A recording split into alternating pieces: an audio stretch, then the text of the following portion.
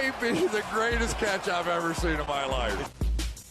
All right, guys, that was a very, very intriguing week of football, and I'll give y'all a quick announcement. Okay, I just got done recording our NFL Combine video where I did go out there and I competed in pretty much every single event. I actually just made the video. I really like it, and I'm excited for y'all to see it. Now, I think we are going to hold on it being private until we get to 20,000 subscribers, and then it'll be our little 20,000 subscriber special. I'm very excited for y'all to see it. I thought it was very just funny, and if you want us to get to 20,000 subscribers sooner rather than later, guys, it's going to be very important that y'all continue to go out there and drop a like on each one of our videos. Go out there, and whenever you participate in a live stream, please make sure you drop a like.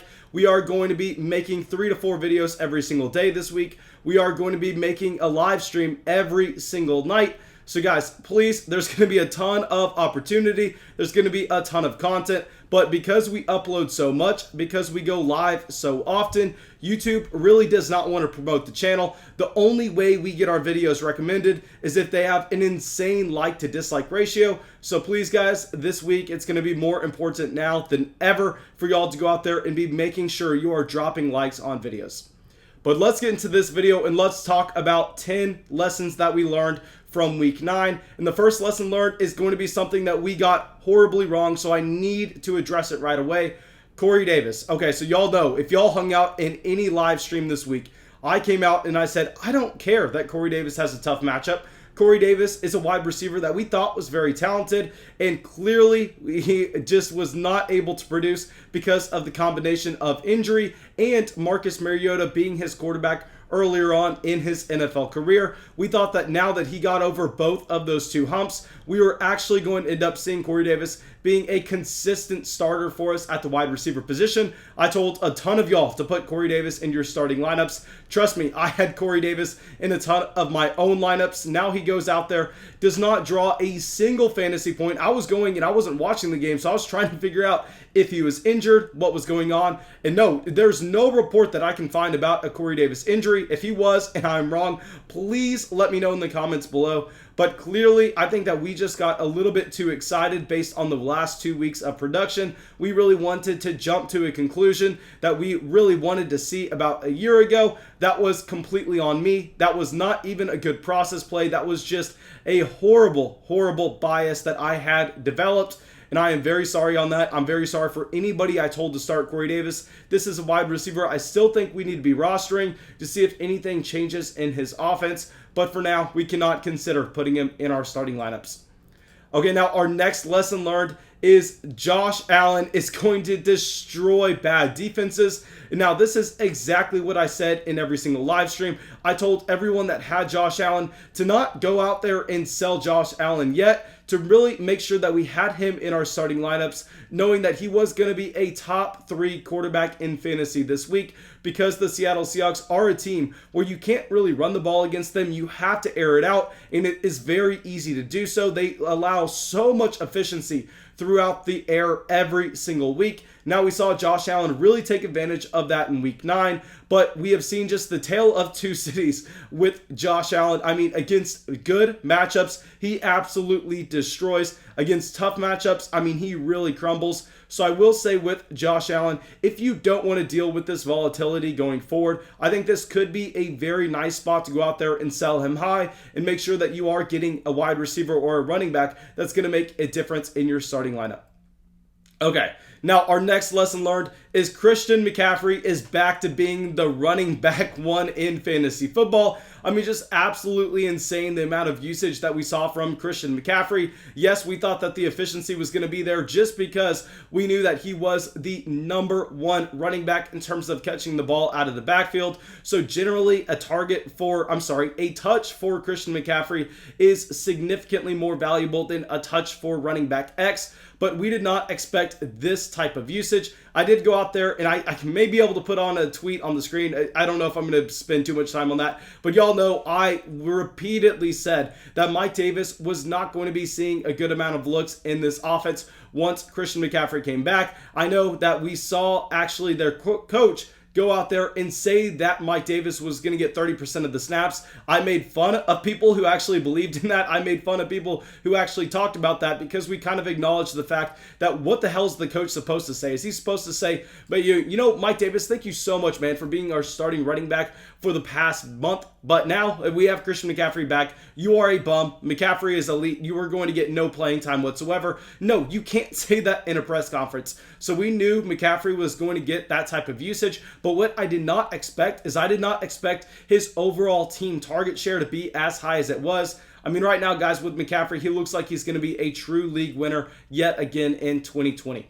Okay, now our next lesson learned is Tyreek Hill is still elite. I mean, we should not have even really gone out there and had any doubts about this, but Tyreek Hill really looks like he is going to be able to go out and in 2020 still put up that #1 overall wide receiver week where he can come in and he can win you your entire matchup just on his own back. So with Tyreek Hill, guys, I know I got actually some heat where we ranked him in our rest of season rankings. People were telling me that Kenyan Allen needed to be higher than him. People were telling me that wide receiver X needed to jump him. But I was saying, guys, please calm down with Tyreek Hill. We know that he has the efficiency when he does get the targets, and he is playing in the most prolific offense in football. This is a wide receiver we want everything to do with, and we saw that hold true this week.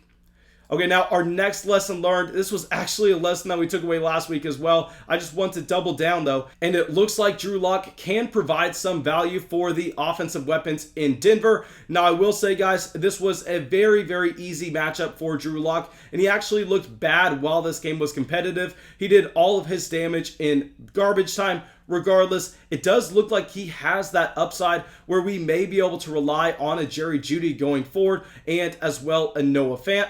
Drew Lock himself, though, I don't necessarily know if we can get extremely excited about putting him in our starting lineup, but we know that he is going to be able to put up points for the other wide receivers in the offense. Now, our next lesson learned, guys, y'all made fun of me so much for this call 2 weeks ago, but DJ Chark is an alpha wide receiver. It does not matter who is in there at quarterback. We knew that DJ Chark was coming off of a week 2 weeks ago where he was #1 in the NFL in air yards. The week afterwards, he actually saw 7 targets, a 25% team target share. So I promise y'all, we had him in so many DFS lineups this week. So I'm extremely excited about that. But regardless, with DJ Chark going forward, looking at his elite athletic profile, looking at him just getting so many targets in this offense, I think we can safely say that this is going to be a wide receiver that we can confidently rely on each and every week.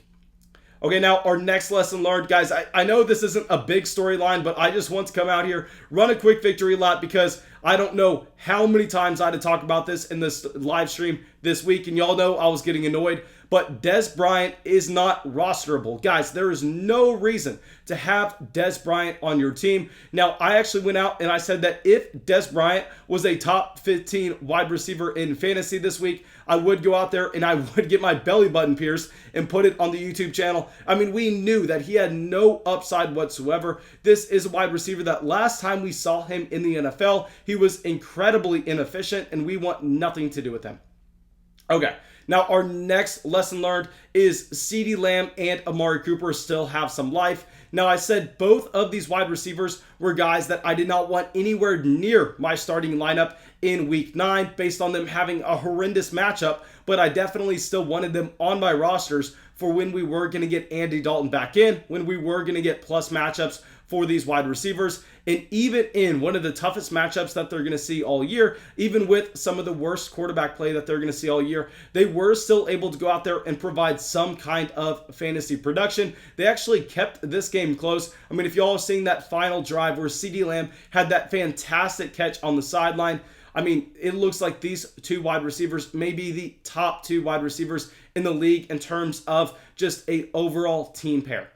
Okay, now our next lesson learned, J.D. McKissic is going to continue to kill Antonio Gibson's value. Y'all know Antonio Gibson was a running back that I loved coming into the season. Over the summer in our Dynasty Fantasy Football Leagues, we prioritized adding Antonio Gibson to our rosters. But now I think that we are just seeing J.D. McKissic come out and get 14 targets in week 9. This is exactly why I told y'all not to start Antonio Gibson in week 9 and why we needed to sell him high after the Dallas Cowboys game. And y'all got annoyed with me. Y'all were saying, Mason, man, you're just flip-flopping, blah, blah, blah. You just want something to talk about, saying that we need to target Antonio Gibson in our drafts, then saying we need to sell high after week 7 against his Dallas Cowboys performance.